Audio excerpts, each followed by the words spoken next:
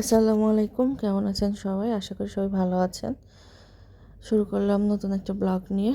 আলহামদুলিল্লাহ, আজকে থেকে মাগফিরাতের দিন।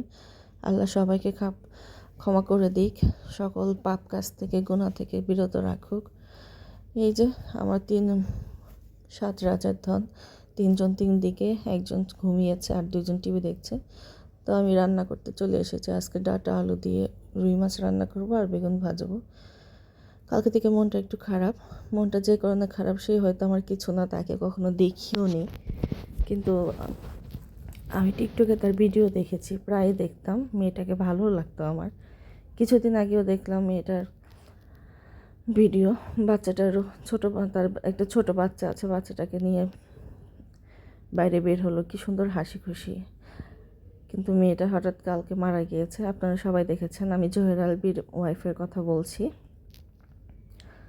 আসলে পুরুষ মানুষ যে কেমন তা আসলে বোঝা বড় দায়।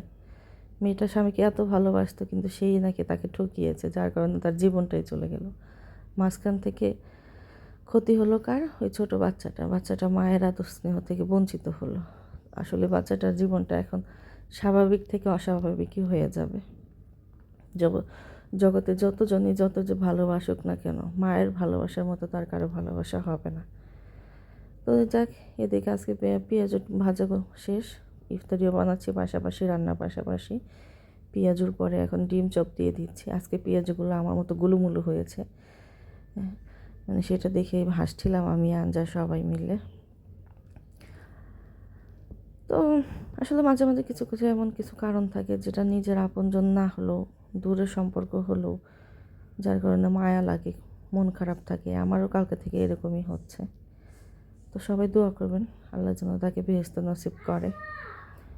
তো কার রমজান মাস কেমন গেল, কেমন যাচ্ছে, সবাই অবশ্যই কমেন্টস করে জানাবেন। আর সবাই আমার পেজটা বেশি করে ফলো করবেন। আর যারা ইউটিউব থেকে দেখছেন, অবশ্যই আমার চ্যানেলটা বেশি করে সাবস্ক্রাইব করবেন, কারণ একে অপরের সহযোগিতার ধারে সফলতা সম্ভব। এই যে ফাইনালি আমার ইফতারের টেবিল গোছানো শেষ, এখন আজান দেওয়ার অপেক্ষায়। তো আজ এখানে সবাই ভালো থাকবেন।